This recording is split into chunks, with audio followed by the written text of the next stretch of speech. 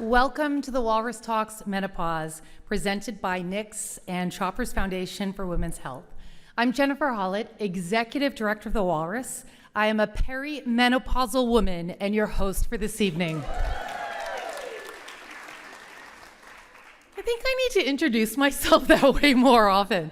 We are thrilled to be joining you here in person in downtown Toronto at the Isabel Theatre. We're also streaming live online at thewalrus.ca. So a big hello and cheers to the over 1,100 households registered and tuning in. Please welcome them.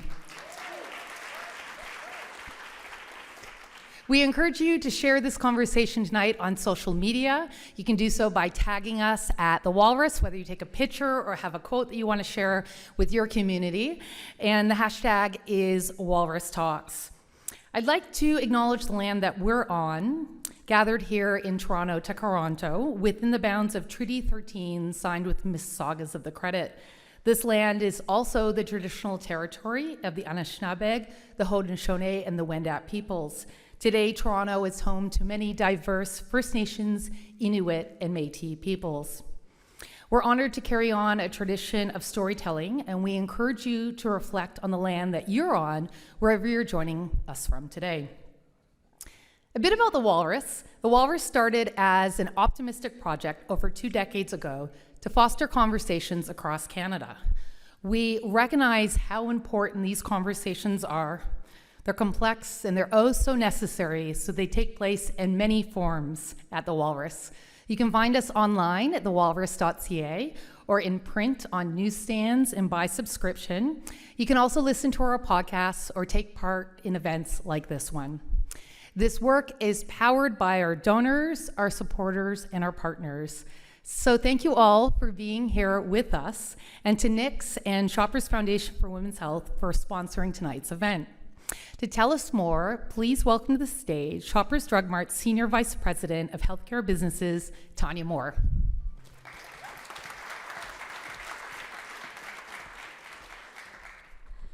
Good evening, everyone, and thank you for joining us tonight. It's my honor to welcome you to tonight's event. As mentioned, my name is Tanya Moore. I'm with Shoppers Drug Mart, a company that I am super proud to work for, a place where we have specific commitment to supporting women's health. Shoppers has been supporting women's health for decades now. This work is centered on a fundamental belief that investing in women's health not only improves the quality of life for women, but creates a positive societal impact that extends to communities and future generations. As the charitable arm of our business, Shoppers Foundation for Women's Health aims to address the health disparities faced by women in Canada. Across the country, we work with nearly 400 local community partners to support initiatives that improve access to care, fuel women's health research, and increase awareness of unique health needs. The reality is, today, women make up more than half of the population in Canada, and yet the picture of health is incomplete. Tonight's feature topic, menopause, is a great example of an area needing more attention and investment. Menopause is a significant health issue, especially as the population ages.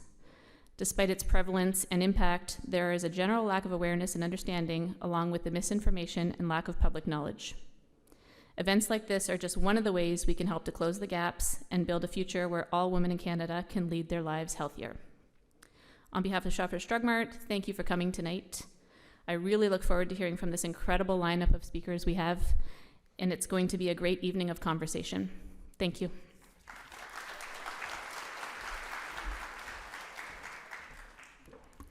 Thank you. We also have a few words from tonight's co-sponsor, Knix, and I have a feeling some of you may be wearing your Knix right now. Since its inception, Knix has been passionate about dismantling taboos, challenging stereotypes, and educating community in the process, creating open and honest dialogue to empower people at every age and every stage to live unapologetically free. In November of 2023, Knix released The Invisible Period, a campaign created to shine light on perimenopause, the invisible period that more than half the world's population experiences, but don't talk about.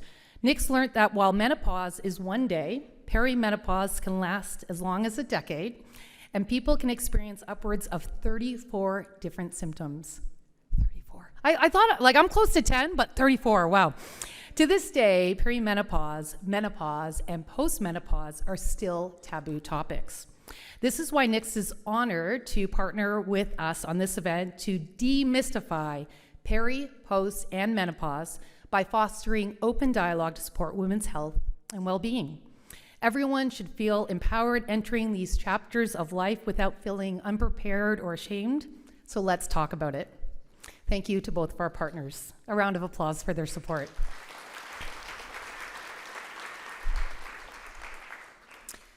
So we're here on the eve of World Menopause Day, and there is so much to say about our menopause journeys. But for a long time, we talked about these conversations like this, if we did at all. No longer. We're talking hot flashes, the sleepless nights, weight gain, brain fog, just to name a few of the symptoms in the experience. We also have bigger questions we're here to tackle as well. How are untreated symptoms affecting us? Affecting the economy?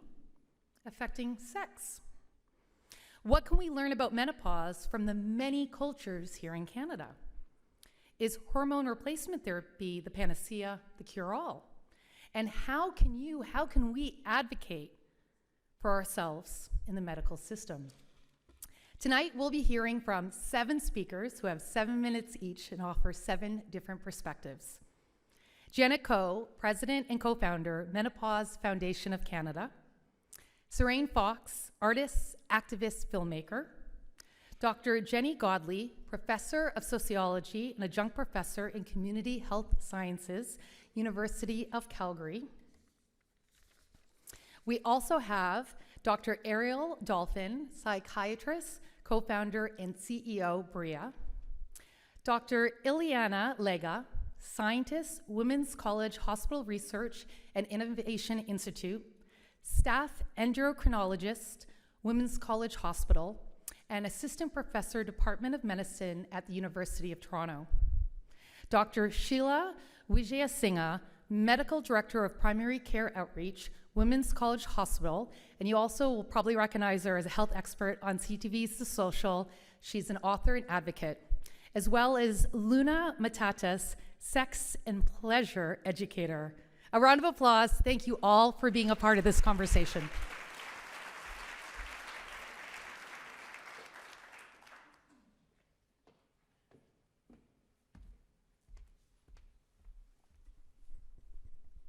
Good evening.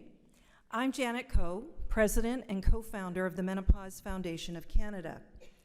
Until recently, menopause was one of life's biggest mysteries, spoken about in hushed tones behind closed doors. Today, I think it's safe to say we're blowing the hinges off those doors thanks to so many voices refusing to stay silent. While we're smashing stigmas, there's still urgent work to be done because menopause remains one of the most pressing equality issues of our time. We're fighting centuries of ignorance. For too long, menopause was a woman's burden to endure. Even today, it's seen as something negative, leaving women confused, embarrassed, and unprepared. Some say it's not worth talking about, that we should just deal with it quietly. Others feel acknowledging it fuels harmful stereotypes, painting women as weak or in decline. Here's the truth. Menopause is an exciting new chapter, often a time of freedom, growth, and renewal. Yet it's also a significant health transition, one that we don't understand because we've been misled to believe that menopause is merely about periods and childbearing. In reality, it's a profound hormonal shift that impacts your entire body with a variety of symptoms that can last for a decade or more. The challenge lies in this. How can women fully embrace this transformative phase when they are weighed down by symptoms they don't understand, that doctors aren't trained to treat, that workplaces overlook, and that society often trivializes. Menopause isn't just a health issue. When its symptoms go unaddressed, it becomes a barrier to women realizing their full potential. I know this all too well. I was blindsided by menopause. At the height of my career, I was exhausted. I couldn't sleep. I had brain fog, night sweats, and heart palpitations that sent me to the ER. I backed away from a senior vice president role at 48, thinking I was burnt out. Years later, I realized it was perimenopause. Had I known, had I been treated, my health and my career would have looked very different. This is the reality for too many women. We're stepping back, scaling down our careers and our lives because we aren't getting the care and the support that we deserve. That's why we created the Menopause Foundation of Canada, to spotlight the impact of menopause on women and society. We released 2 landmark reports, The Silence and the Stigma, Menopause in Canada, and Menopause and Work in Canada. These reports earned over 1 billion media impressions.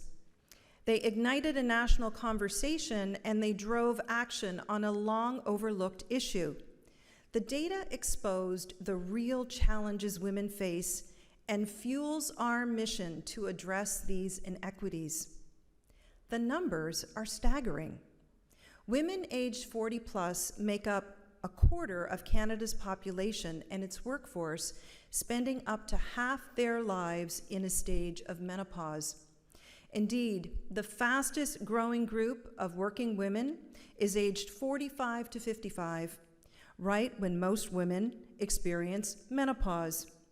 Our report found that unmanaged symptoms cost the Canadian economy $3.5 billion annually in missed workdays, lost productivity, and women losing income in their peak earning years.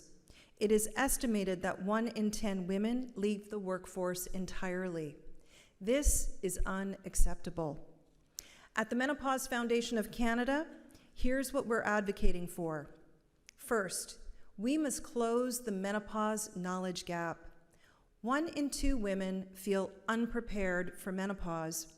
While most expect hot flashes and period changes, many don't realize they might also face changes in mental health, sleep, cognition, and sexual function.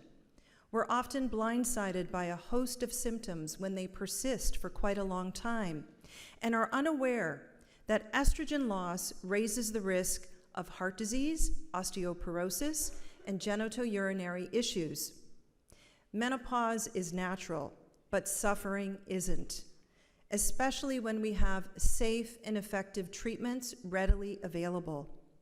The Menopause Foundation of Canada offers free, evidence-based resources and is working to ensure that women have the information they need to get the help that they deserve.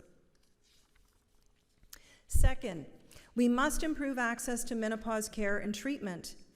Most healthcare practitioners aren't trained to treat menopause. This reality fails half the population. We don't expect people to tough out issues related to puberty or pregnancy. So why menopause? Men get care for aging issues like erectile dysfunction and low testosterone without stigma. But women's menopause symptoms are often dismissed, treated as a natural part of aging. This isn't just unfair, it's a deep inequity in how we value and treat women's health across their lifespan. Our data has been featured in key medical conferences around the world. We are meeting with government to demand change and are mobilizing women to advocate for their right to health equality. And our third goal is to create menopause-inclusive workplaces. Why focus on this? Because workplaces can help close the menopause knowledge gap. Their bottom line benefits when they retain the leadership and experience of women in the prime of their working lives. That's why we launched the Menopause Works Here campaign, offering a free menopause-inclusive workplace playbook packed with tools and resources. So far, more than 50 companies have joined, including Sun Life, PwC, BMO, L'Oreal Canada, and the Arthritis Society. And we've educated thousands of employees across the country. You see, we are making progress.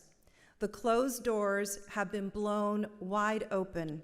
We're no longer talking in whispers, and we've started a movement. Together, we are rewriting the story of menopause, shifting from ageist stereotypes to narratives of strength, wisdom, and renewal. The new conversation is fabulous, but this is about so much more. It's about reshaping how society values women's health, well-being, and longevity. It's about demanding equal access to care and support in every stage of life. Imagine a future where women in menopause are met with knowledge, understanding, and support, where women thrive and achieve their full potential. That's the change we're here to make. Thank you.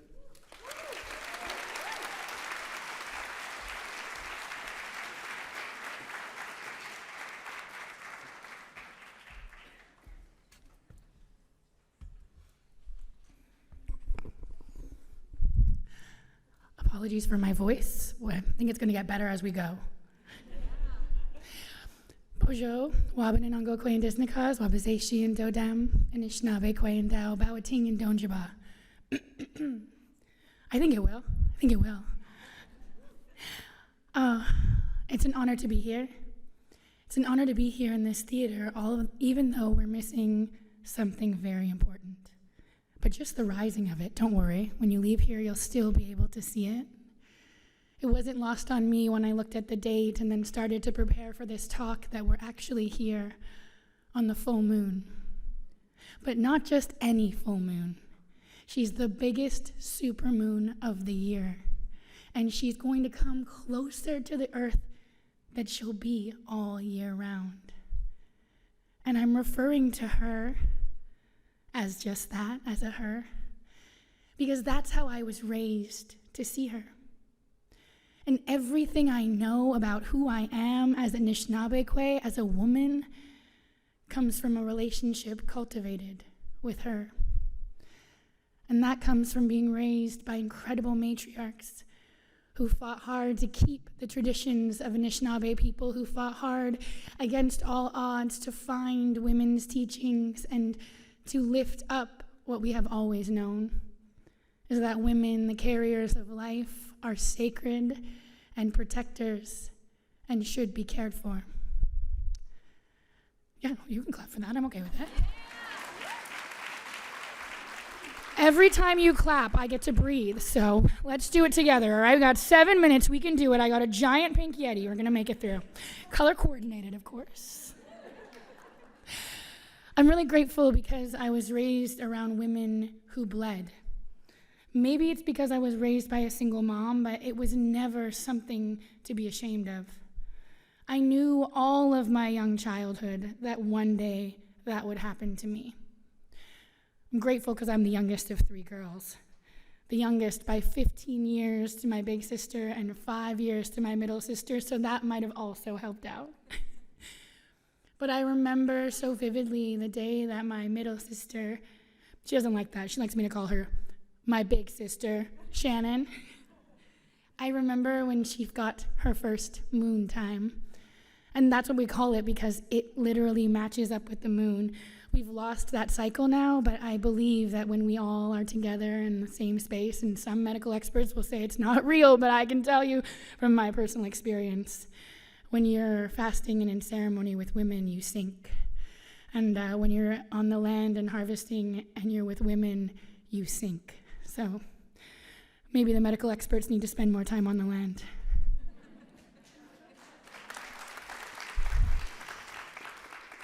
But the moon and the water and our cycle, that's your moon time. And the water, this earth, she's also affected by the moon time, right? Just as life itself is carried in water, this interconnected relationship, that is what bleeding is. It's not just a period. It's not something at the end of the sentence. It's the essence of life. 1 second.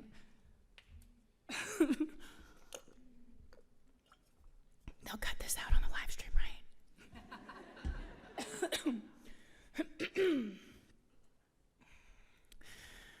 This is proof that you need to hire more speakers for September 30th also. I can't all do all 5 of us can't do everything. Side note, just an issue I bring up here. Thank you, Walrus. Okay. But I remember so vividly the day that my sister came on her moon time because it was surrounded in ceremony. When your grandma visits you, you spend 7 days in isolation and you fast. And women come and visit you and they tell you stories of what it was like for them. And in these moments, you also get prepared for all the things that you might encounter. You are told how to take care of your body, how to protect your body, how to keep yourself and your spirit safe. You're told about what it means to carry life and to care for life. And so you will always know exactly what's happening in your body. And you'll know how you are interconnected to your own community. Now I'm making it sound all romantic. On the time, I thought that it was absolutely wild that my sister was like, you're supposed to build a lodge and go outside into the woods, but we live in a townhouse, it was native housing. So my mom just like stapled some sheets up onto the wall, and she was supposed to be in there, and we're not supposed to talk to her, but my mom worked full-time job, single mom, and my sister would like open the door, and she'd be like, I'm starving. Mom's starving me. You have to get me some food. And I was so conflicted because I had these teachings, but may or may not have always slipped or something. But it was beautiful because when my grandmother came to visit me for the first time, it was February 17th. And I remember because it was my niece's birthday. So that meant we were all going out for a family dinner. But we were late because Grandma came. So my mom waited for me, we did a little ceremony, my sister was the one who really helped me. It's funny because I was actually wearing, these ones are Knix, but they're leak-proof, but I was actually wearing tights, and it was interesting when I put these tights on, I had a visceral memory of what it was like to bleed into my tights for the first time, and I'm just gonna be honest and upfront because we don't talk like this enough. We can't talk about menopause without talking about just the simple realities as they are. Well, we went to the restaurant, and my mom announced it to everyone. I was mortified, but I went with it. But that's interesting, because I was 13 years old when that happened. Just a few years before that, my mom lost her own mother. And it's only through conversations with my mom recently and motivated by the campaign I did with Knix and being around other women in perimenopause and a very good friend of mine almost losing her life from the depression that came from her experience in perimenopause, I started to have these conversations and I realized that when my mom lost her mom, she was also in perimenopause. And what we witnessed and experienced of how she had to hold herself while working and being the sole provider, while grieving her mother, and while raising probably some very difficult girls. It made me encounter that experience and think of where I am right now as a woman in an entirely different way. It also made me think of how I experienced my mother always lifting this moment up. And I'm not sure anyone lifted her up in that same way. And we have all these beautiful teachings, and I know that my mom was uplifted and carried by those. Teachings of what it means to become a matriarch, a grandmother. Teachings of what it means to not sit with your grandmother anymore, which is what your period is. She comes and visits you once a month to remind you of how life has always carried on. And then all of a sudden, you become the grandmother, and she doesn't need to sit with you anymore. And just like you would do that with your own children or grandchildren, you lose one thing, but you gain something profound. And perhaps just like the full moon tonight, she's the grandest, biggest, fullest of herself. That's how we become. But I only have the footsteps of my ancestors to follow, and so I'm looking for the songs and the dances and the late night stories that will creep from sunset to sunrise into the daylight of our lives, where we will all share together in the open and learn those dances and songs together. Chimigwech Nakonagana, thank you.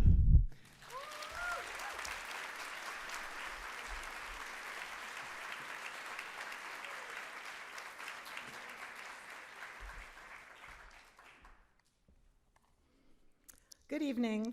My name is Jenny Godley, and I'm a sociologist based at the University of Calgary. Tonight, I'm planning to talk about two sociological topics, demographic change and discrimination, in relation to the theme menopause at work. But I'd like to start with a personal story. About 7 years ago, in the fall of 2017, I was teaching an undergrad honors class on social science research methods. I had barely slept the night before, actually probably for weeks. I arrived early, I was eager to meet my students, and as I started setting up for class, I began sweating profusely, and then suddenly my legs and arms were just itching uncontrollably. So I hid behind the podium, scratching myself and fanning myself discreetly. Now, I'd planned that lecture to talk about sociological theories, something I should know something about. But suddenly, my mind went completely blank. I couldn't remember the name of a single sociologist, not even my PhD supervisor. So the lecture was a disaster. So that evening, I was sitting at home complaining about my terrible lecture, and I thought, I'm 49, I'm almost 50. Could these be symptoms of perimenopause? And I had not ever thought about that before.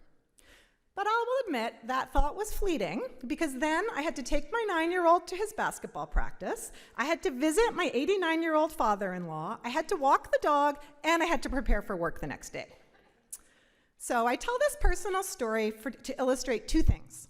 First of all, the impact, as we've already heard, of undiagnosed and untreated perimenopausal symptoms on women at work.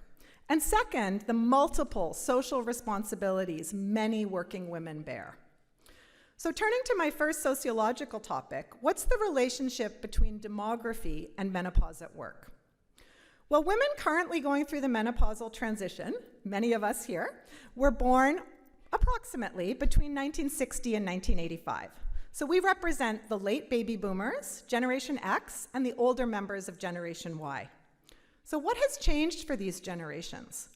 Well, over the past 50 years, there has been large-scale demographic change, which has impacted all three of these cohorts. We have later age at marriage, we have later childbearing, extended life expectancy. Meanwhile, these intersect with rising levels of female education. Clap for that. And rising female labor force participation rates. So we currently have the largest and most highly educated group of women between 40 and 65 ever in the workplace. In Canada, as we heard from the Menopause Foundation's great work, women over the age of 40 make up a quarter of the workforce. That's 5 million women. These women are at the height of their careers during the menopausal transition, and most report experiencing menopausal symptoms at work. These symptoms can lead to lost productivity, absenteeism, and women exiting the labor force. And as the Menopause Foundation of Canada study showed us, it's estimated that menopause-related issues cost the Canadian economy $3.5 billion annually. And I wasn't going to repeat that, but then I thought, that's worth repeating. So, thinking about gender equality at work, could menopause be a hidden factor that's contributing to the leaky leadership pipeline or the glass ceiling effect, things we love to study? Indeed, more research is needed. Now I'm going to turn to my second sociological topic, which is the relationship between discrimination and menopause at work. Women suffer from age discrimination disproportionately compared to men, and working women suffer the most. My own research using nationally representative survey data collected in 2013 shows that women are 50% more likely than men to experience ageism. Women over the age of 50 in Canada report experiencing ageism twice as often as men. More recent national data that we're now looking at from 2022 indicates that Canadian women are still 50% more likely to experience ageism than men. And working women are twice as likely to report experiencing ageism as non-working women. In a recent survey we conducted of allied health workers in Alberta, women are 33% more likely than men to report age discrimination at work. Age discrimination directed at working women also often intersects with the stigma surrounding menopause. So what can be done to address the dual impacts of demographic change and discrimination on working women? First, organizations and employers can implement changes, such as the changes that were suggested and have been suggested by the Menopause Foundation of Canada. So just some quick examples: education and training for employees and managers on how menopause impacts health. This education, I believe, should focus on reducing the stigma surrounding menopause. Second, creating a comfortable work environment with very simple things like good ventilation and flexible uniform policies. Third, normalizing flexible work arrangements, which we know can work. We did it during COVID. And then finally, supporting menopausal health care, including physical and mental health, and giving assistance with caregiving responsibilities. And as was mentioned, some Canadian companies have already implemented some of these changes. And I believe we need to research these interventions and see how well they work. But organizational change is not enough. We also need policy changes. Here we can look to England as an example. In 2022, the British Parliamentary Committee report, Menopause in the Workplace, led to reforms in both healthcare and employment law. And this is where we need to go. Menopause at work is both an economic and a public health issue. In Canada, we need to campaign for similar reforms while acknowledging the diversity of women's menopausal experiences. Intersectionality matters here. Race, ethnicity, indigeneity, socioeconomic status, immigration, and disability all shape how individuals experience menopause, and these need to be factored into policy discussions. So I'd like to end with another story from my workplace. This one is much more positive. Last week, I attended the launch of a new research study at the University of Calgary called Momentum. This project will follow a cohort of women currently aged 40 to 65 throughout the menopausal transition and examine their experiences in terms of health, emotional health, physical health, their experiences at work, their relationships, everything. It is the first study of its kind in Canada, and it's led by 11 female researchers, world-class researchers in the Faculty of Kinesiology. And I'm proud to call them my colleagues. Projects like this will lay the foundation for policy changes that will enable future generations of women to thrive at work all the way through the menopausal transition. Thank you.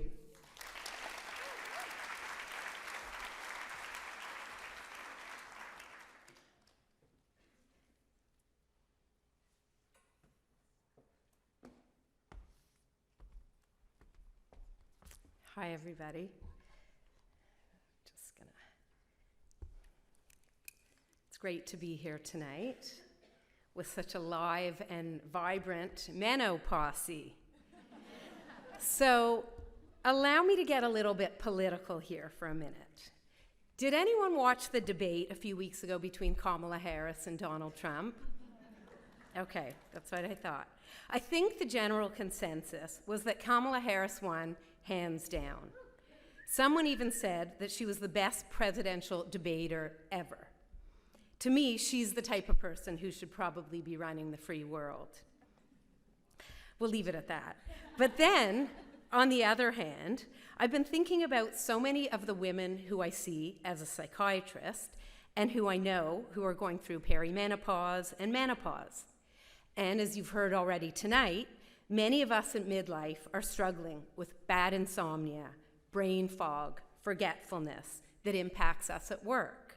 And many more are struggling with anxiety, intense rage, and deep depression. It then made me think, what can we do to help more women feel like they can live up to their full potential? And how can we reduce the burden of mental health concerns that strike so many women in midlife? My name is Ariel Dalfen, and I'm a psychiatrist who spent over 20 years of my career helping women with mental health issues across reproductive life stages. That's a mouthful, but it means people going through fertility, pregnancy, postpartum, and perimenopause and menopause. When I started my career, the focus of my large Toronto clinic, based at a large hospital, was helping women with postpartum depression. We saw women many, many months, usually, after giving birth, struggling with depression and with anxiety and with other mental health concerns. But over the 20-year period, a lot changed due to the extensive public speaking and extensive educating of healthcare providers that my colleagues and I did. By the time I left the hospital to start my own clinic, BRIA, in 2022, there was a huge change in awareness and in the conversations and in the patients we were seeing. In fact, most of the people we saw were very early in pregnancy or even planning pregnancy, because people were aware, their healthcare providers were more aware, and treatments had come a really long way. Now, I'm on a mission to do the same with mental health issues in perimenopause and menopause. How am I doing this? Well, starting with BRIA in 2022, we have been focused on this mission.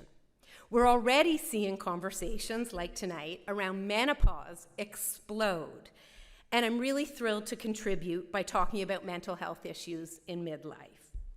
Tonight, I want to talk to you about 4 questions that I want you to help me spread, and I want you to ask yourself about mental health issues in perimenopause.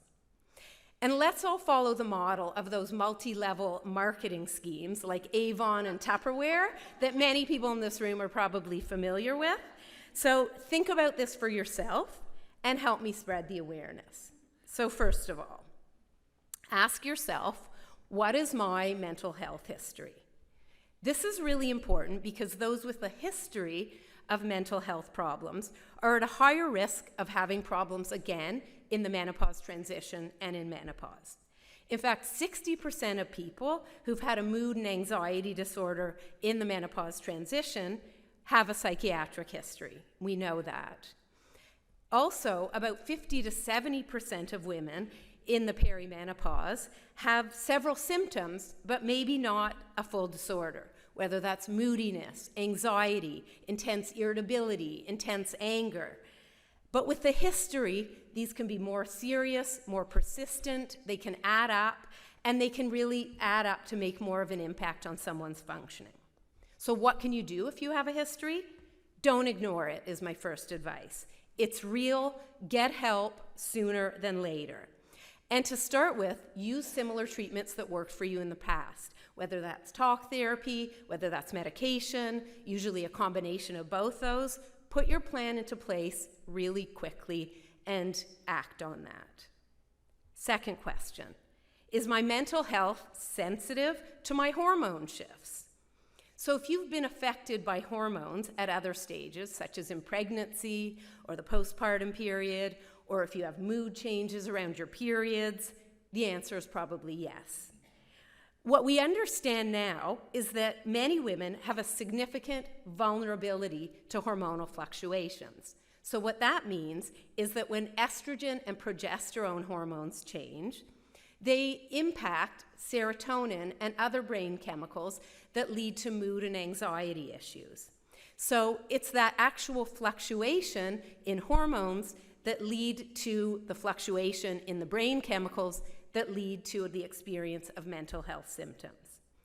And because perimenopause is characterized by extreme seesaw-like hormonal fluctuations, if you've suffered in the past, chances are you may be suffering again. But what can you do?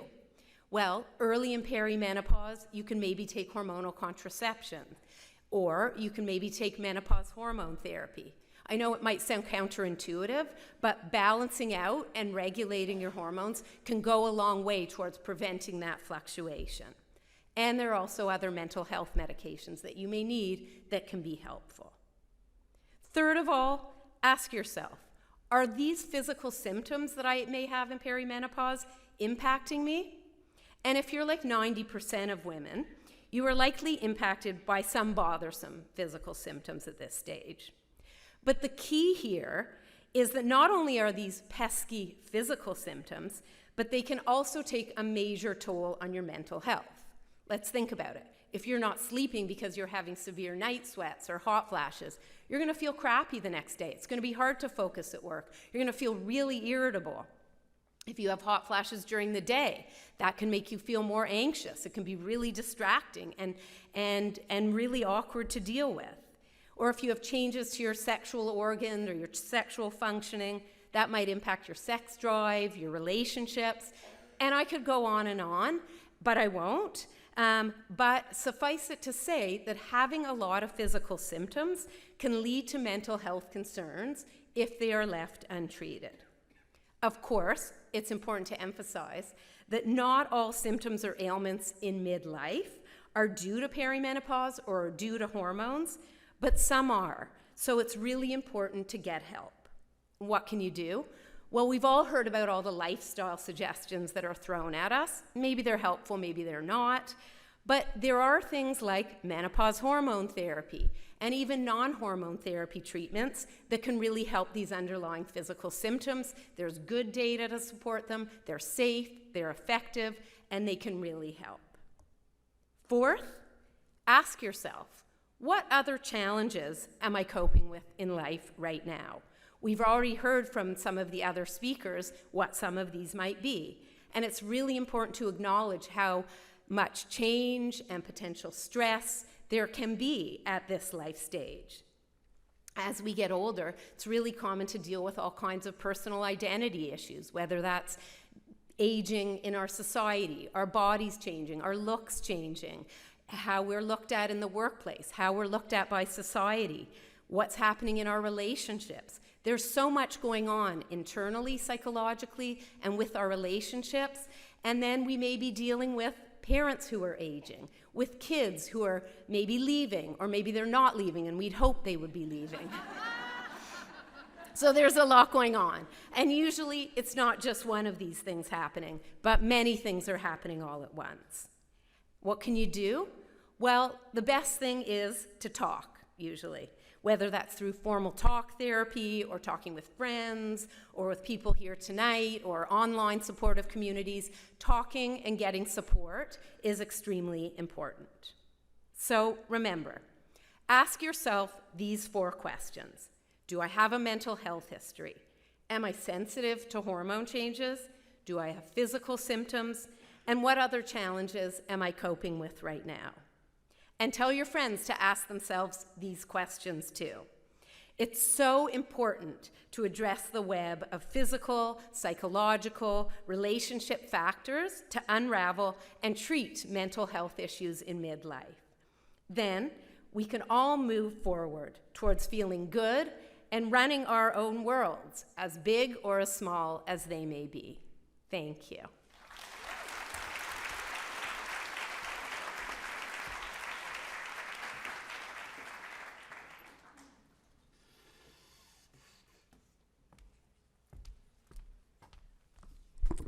Thank you.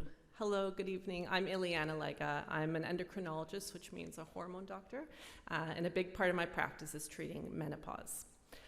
So my job this evening is to talk about hormone therapy and its role in treating menopause. So before I get into all the medical evidence I'm going to give you, and hopefully it's not too much, I want to start by saying hormone therapy is safe for the vast majority of women. But unfortunately, there are a lot of myths around hormone therapy. Hormone therapy is dangerous. I hear this all the time from patients. Hormone therapy always causes cancer. You cannot be on hormone therapy. It's bad. And unfortunately, many doctors perpetuate these myths. And I spend a lot of time debunking them in my clinical practice when I see patients. So let's talk about these myths and where they come from. As a medical community, we're really set back by a study in the early 2000s that many of you may have heard of, the Women's Health Initiative study. This was, and still is actually, the largest study that was ever done to look at the safety of hormone therapy. Unfortunately, it reported that hormone therapy increased the risk of breast cancer, stroke, heart attack, and clots. Very, very scary findings, of course. But so healthcare providers, they stopped prescribing hormone therapy. We stopped learning about it in medical school, even for the most part. And so as a result, we have many generations of doctors that just don't feel comfortable and don't have the knowledge they need to treat menopause. And this has created the significant gaps we see in menopause care. We now know, 24 years later, but we knew this soon after the study too, that there were many flaws to this study. The women included in the study were much older than women we traditionally treat today. And not only that, the hormones that were used in this study are quite synthetic, and we don't use them anymore because we know that they are higher risk. More so, there have been newer studies since that have shown over and over again how safe hormone therapy is. But what are the risks? What are the risks of hormone therapy? We have to talk about breast cancer. Everyone always talks about breast cancer. And while there can be a very small risk of breast cancer with longer duration of hormone therapy, the risk is actually extremely low. And it's similar, if not lower, to the risk that is associated with drinking 1 to 2 alcoholic drinks a day or being sedentary, which are risks that a lot of people accept with no problem. And with newer formulations of hormone therapy that we have, the risks are even lower. In terms of other risks, there's a small risk of blood clots with every hormone therapy, including the birth control pill. But more studies have shown recently that choosing the right type of estrogen and progesterone can really remove this risk almost completely. Finally, with regards to heart disease, initially we thought there was increased risk of heart attacks with hormone therapy. And now we know that in young women, women who are newly menopausal within the first 10 years of menopause, hormone therapy can actually prevent heart attacks, we think, or at least it's neutral and actually may improve heart disease. Despite all this, so many women have been left untreated because medical professionals and women themselves have been misinformed about all these risks. So what are the benefits? Well, there's quite a few, but the best benefit from hormone therapy is treatment of hot flashes and night sweats. These symptoms can be reduced by up to 90%, which means that for most women, they're gone. They disappear. So women go back to feeling normal. They have their life back. And they're incredulous that it's even possible that they can go back to feeling normal. In fact, sometimes when I see patients come back in follow-up, I almost feel like it's a miracle treatment. They are treated so effectively. There are other benefits as well too. Hormone therapy improves bone health, it reduces fractures, it improves sleep, mood, and it improves significantly vaginal and urinary symptoms as well. So currently, today, hormone therapy is recommended as first-line treatment for the hot flashes and night sweats in women who are within the first 10 years of menopause or who are younger than 60 and who don't have contraindications. And this is because in this group, the benefits of hormone therapy far outweigh any risks. Having said that, hormone therapy is not for everyone. So increasingly what I'm seeing in my practice is women who feel they're missing out. They're missing out because now they are beyond 60 years of age and no one will prescribe them hormone therapy, or they're among these very lucky women who are breezing through menopause without significant symptoms. And this isn't helped either by what an increasing number of experts I see, especially in social media, who seem to be suggesting that hormone therapy is a panacea for everything during menopause. Unfortunately, there really is no evidence currently that treating an asymptomatic woman through menopause is going to have the benefits we hope it'll have. And more importantly, in that specific group, we don't know whether the risk-benefit ratio is still in favor of benefit. And for women who are now over 60 or beyond the first 10 years of menopause, we do know there are increased risks in that group. There is an increased risk of stroke, heart attacks, and cancer, and those risks need to be very, very carefully assessed if hormone therapy is to be considered. There are women who have contraindications to hormone therapy. And these include women with a personal history of breast or certain cancer, endometrial cancers. And I really want to highlight that I said a personal history. If you have a family history of breast cancer, or even if you are a mutation carrier for certain types of breast cancer, you do not necessarily have a contraindication to hormone therapy. And for women who do have a contraindication, or for women who choose not to take hormone therapy, there are non-hormonal treatment options as well that can be used to treat some menopausal symptoms. Now, before I end, I want to touch upon a really important myth, I think, and one that really, really bothers me. And this is the idea of compounded bioidentical hormones, and the idea that they are somehow safer, better, or more natural than commercially available hormones that are prescribed.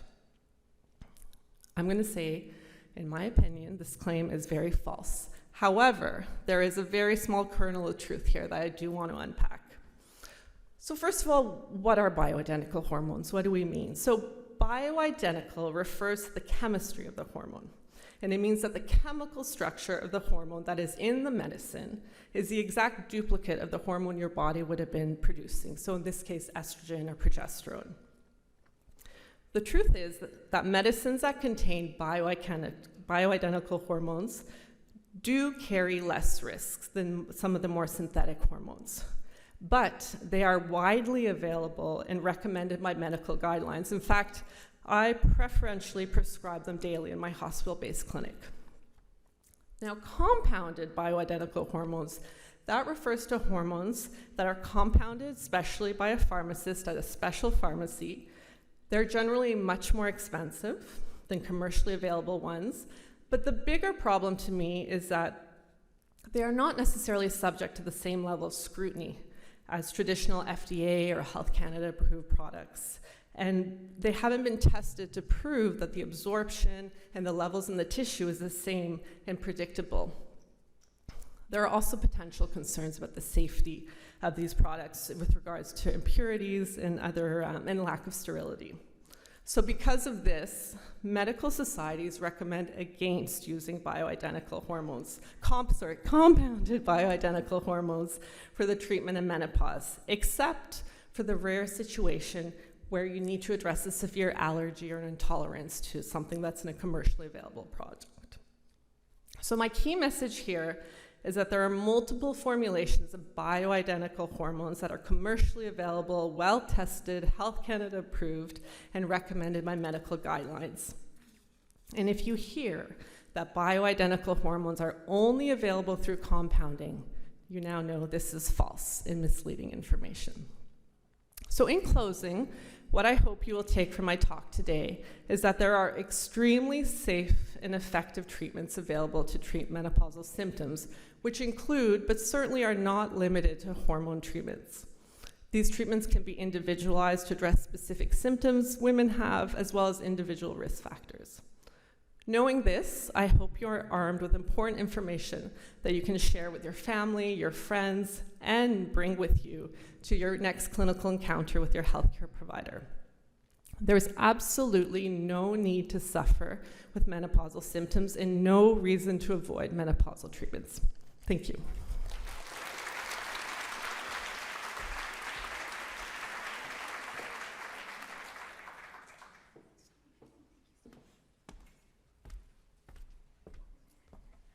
What a beautiful crowd. It's so nice to be here. My name is Dr. Sheila Wijayasinghe. I am the Medical Director of Primary Care Outreach at Women's College Hospital, and I have a family practice at St. Michael's Hospital here in Toronto. I've had the honor of being a family doctor for close to 20 years. And for those of you maybe doing the mental math, I am firmly in my perimenopause years, as is my pelvic floor right now, because I really have to go to the bathroom. So being on this stage with you and being in perimenopause with all of you in the room has made me really reflect on being a patient myself and how I interact with my patients and how I provide care to them. I want to share a little story because I'm really learning about menopause as well every day. About 5 years ago, a patient came to me requesting menopause hormone therapy. She had done her research and trusted me to help her. I listened, I empathized, but I did not act.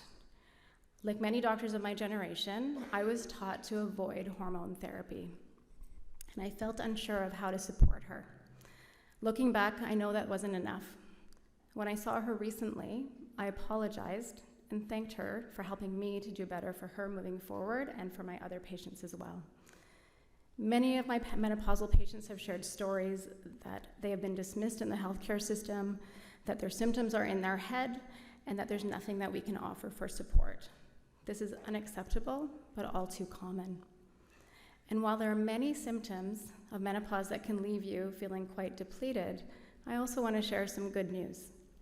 Women in midlife feel more confident to speak their truth and cut through and filter out what is not helpful for them. And because of this confidence, there has been a wave of menopause momentum in the public spaces, on social media, and we as doctors and healthcare are catching up to this wave. And so I ask all of you, while doctors are unlearning and relearning how to provide good menopause care, we need your help to do better. And that's what I'm here to do today, is to try to help you discuss the concept of self-advocacy in doctors' offices.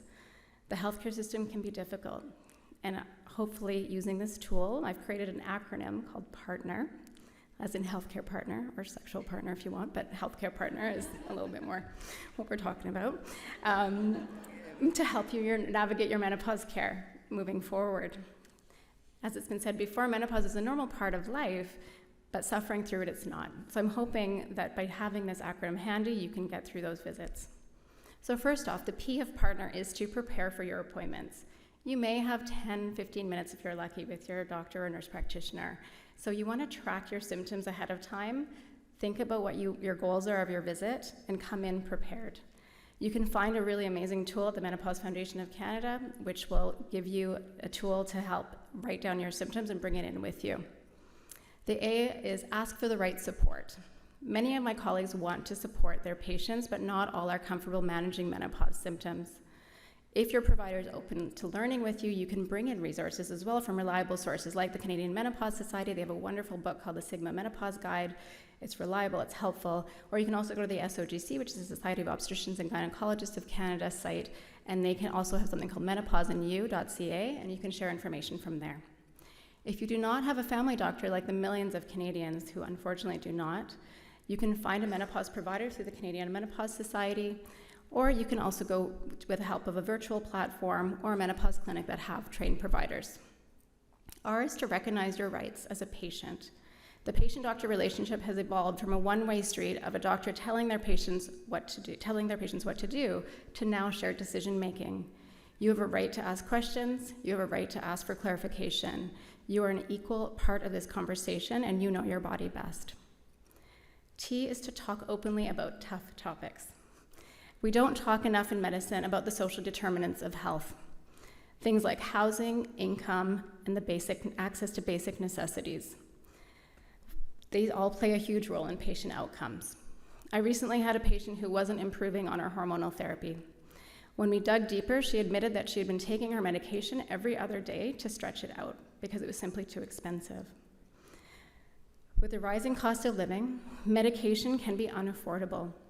We as healthcare providers should ask about the cost and if it's affordable every time we give you a prescription, but if we do not, please let us know.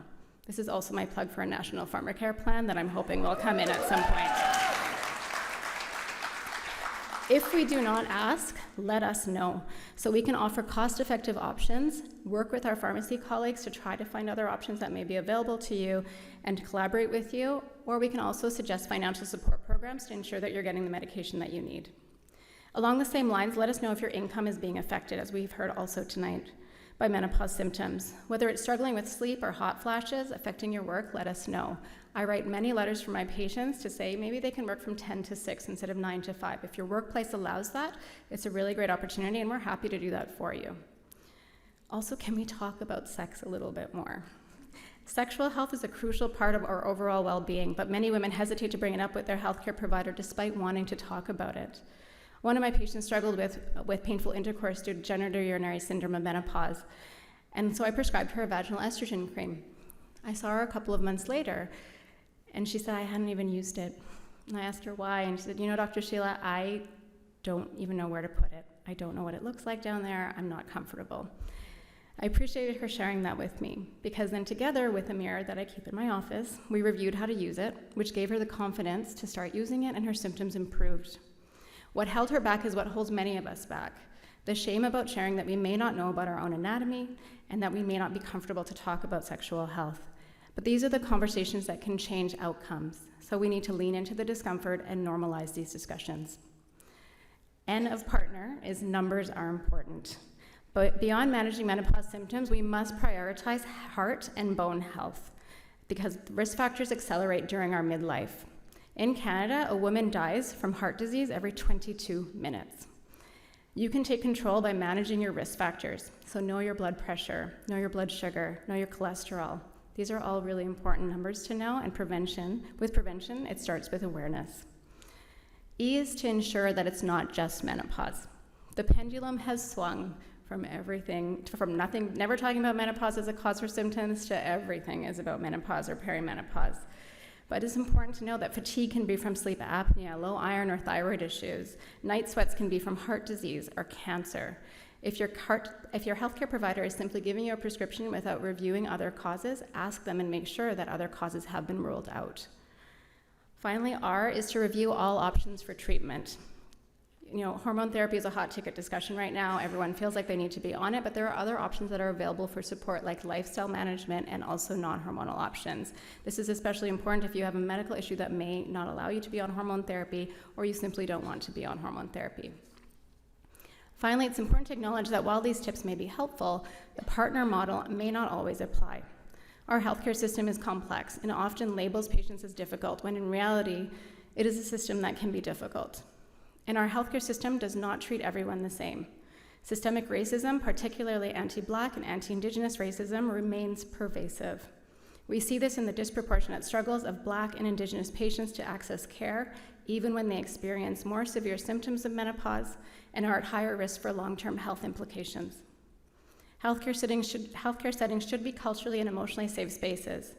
And while we are working on this with training and understanding and acknowledging our biases, we still have much work to do. So for those of you who face these additional barriers, I encourage you to bring safety with you to your appointments, whatever that looks like for you. It may be bringing a list of questions to ask or a notebook to write down things to review afterwards. It can look like bringing safety in the form of a support person, an ally that can be a second set of ears and backup support. I believe that many of my colleagues want to be better advocates for our patients in midlife, but the reality is we haven't been given the training to do so. To put that into perspective, the time we'll spend together tonight at this event is longer than the menopause education that most of us have received in medical school. But that doesn't mean we can't change. Our mothers couldn't ask the questions, but we can. And with patients being willing to advocate and doctors being involved and being moved to learn, we can, together, raise the standard of care for women in midlife. Thank you.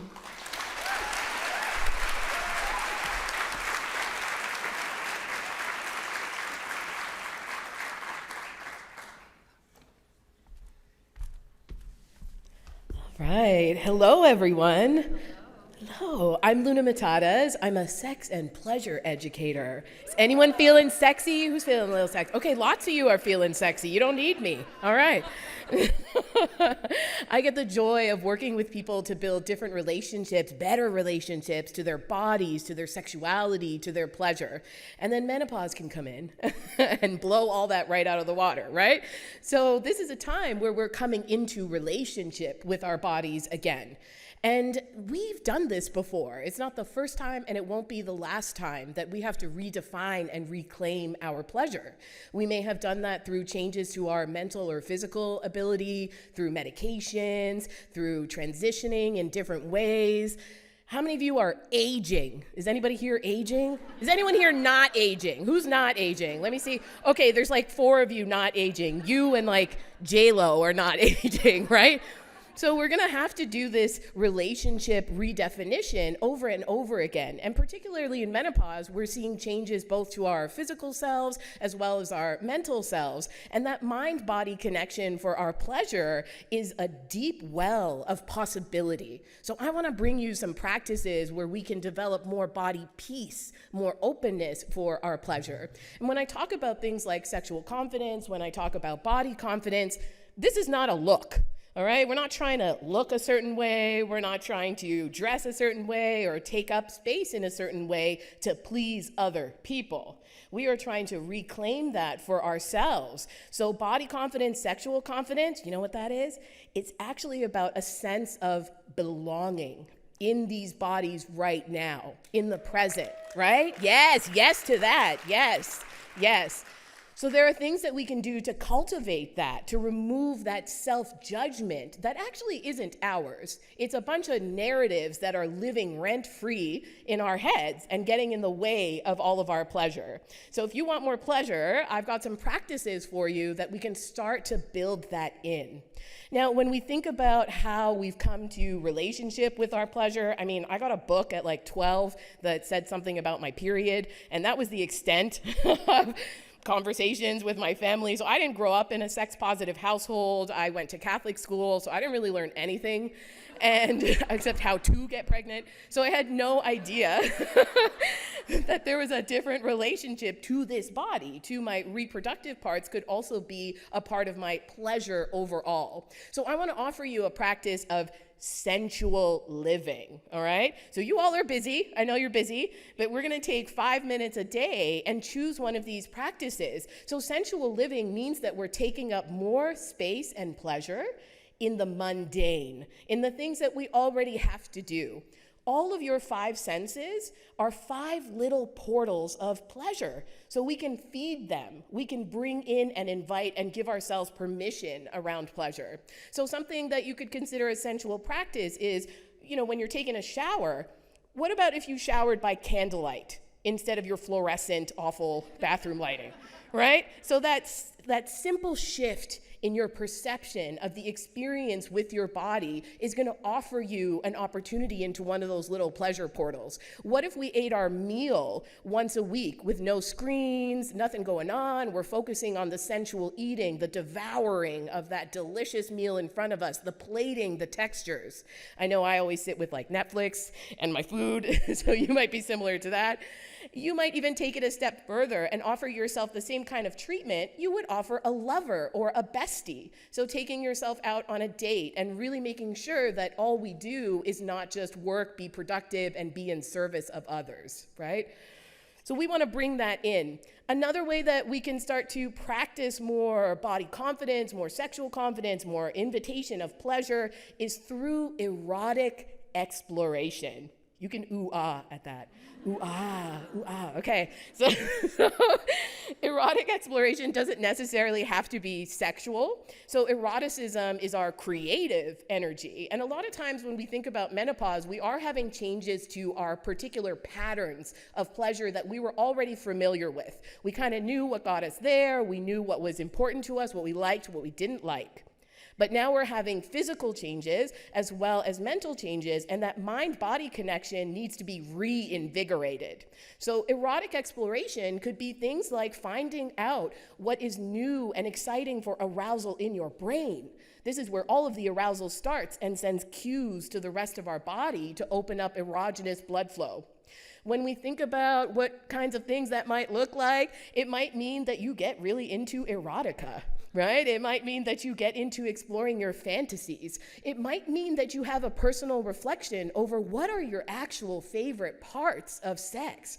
What are the sexy things, right? Maybe you're into kissing, maybe you're into touch. So we get to redefine what pleasure actually means to our bodies right now.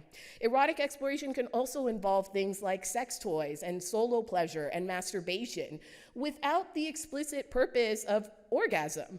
You can have a relationship to your sexual self that is about playfulness, that's about sensuality, stress relief, relaxation. So you get to serve your sexuality in a way that actually matches what your needs are right now. And my favorite practice, my favorite one is feeling yourself. All right? I want you to all leave here feeling yourself, okay? So who's coming with me? All right, okay, some of you are coming with me. I'll have you by the end of it. So feeling yourself is not, again, about a look. It's not about a way of being. It's actually about being a better friend to this body. We have all been told that our appearance is equal to our self-worth, right? So no matter how I feel about myself, no matter what I like or I don't like about my body, I'm not going to treat myself any differently.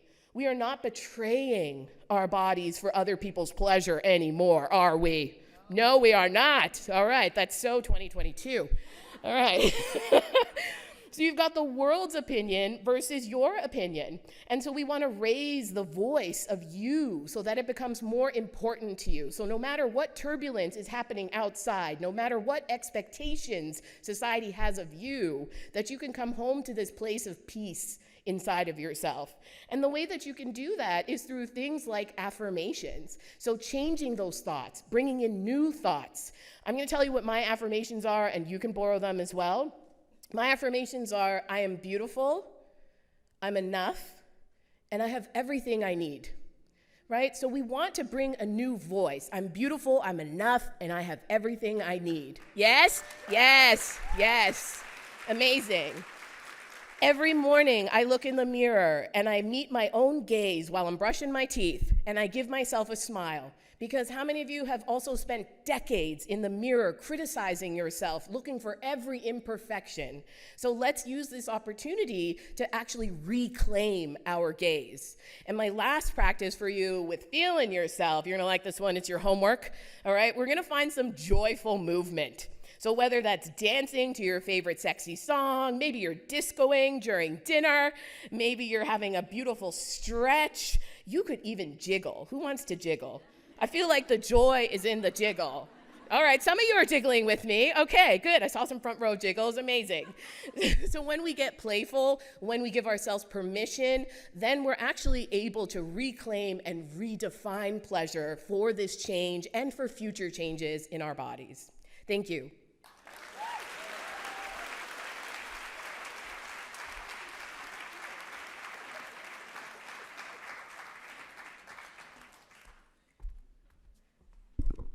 Wow.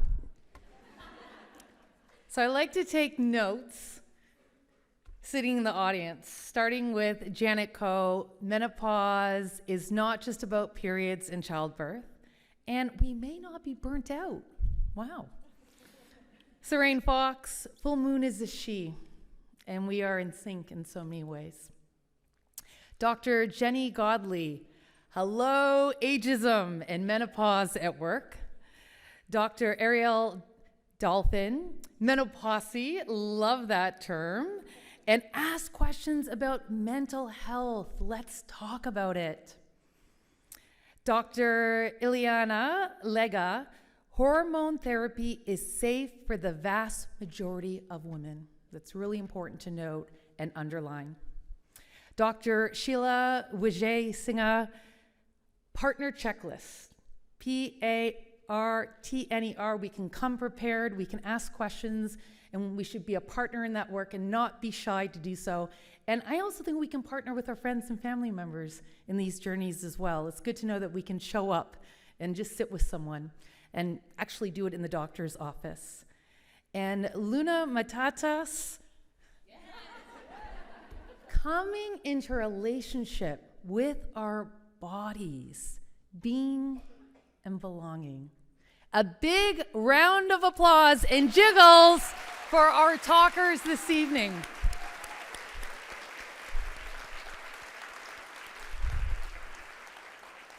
Such incredible knowledge and wisdom. I'm going to invite our talkers in the front row to stand up, and we're going to give them a head start as they move out to the reception. And while they do that, I'm going to tell the audience a bit more about what we have coming up at the Walrus. If you enjoyed tonight's talks, we have more. On Monday, December 2nd, join us in person at the Rotman School of Management in Toronto or online for the Walrus Talks Canada's Health Security. This is sponsored by Johnson & Johnson with support from Rotman.